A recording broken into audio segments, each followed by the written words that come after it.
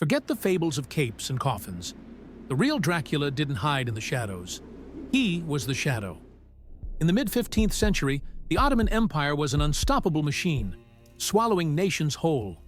But they made one fatal mistake. They didn't just conquer Wallachia, the land we know today as Romania. They took the prince's son as a hostage. They thought they were creating a puppet. Instead, they were forging their own destruction. Born in Sighisoara, young Vlad spent his youth as a prisoner in the Ottoman court. But while his younger brother, Radu, was seduced by the luxury of the palace, Vlad was taking notes. He mastered their language. He memorized their military maps. He studied the psychology of the Janissaries. He learned that an empire runs on fear. And he decided that one day, he would become the thing they feared most. When he finally returned to claim his throne, he wasn't just a king. He was a spy who knew his enemy's mind better than they knew themselves. He knew that Wallachia could never defeat the Sultan's massive army in a fair fight. So, Vlad abolished the idea of a fair fight. He unleashed a strategy of total devastation.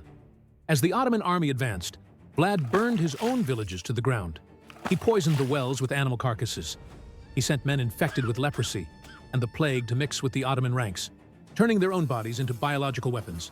He starved them, he sickened them, and he waited. In late 1461, at the fortress of Giurgiu, he revealed his ultimate trick. He didn't attack the walls.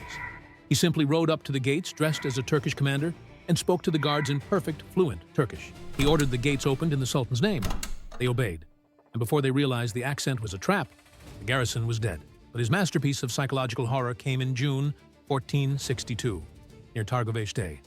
The Sultan Mehmed II had arrived with an army 3 times the size of Vlad's, led by Vlad's own traitorous brother, Radu. Under the cover of a pitch-black night, Vlad didn't retreat. He launched a suicide mission straight into the heart of the enemy camp.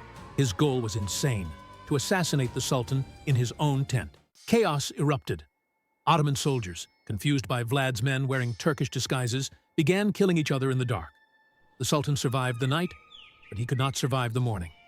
As the sun rose and the Ottomans marched toward the capital, they walked into a nightmare. The forest of the impaled. 20,000 bodies. A corridor of death stretching for miles. Mothers, soldiers, and nobles, all arranged in geometric patterns on sharpened stakes.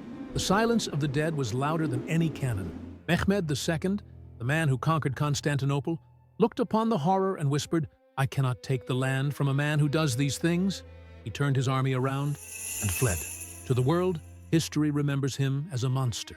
But to Romania, he remains the iron hand that burned the world to save it. But if you want to understand the man behind the myth, you have to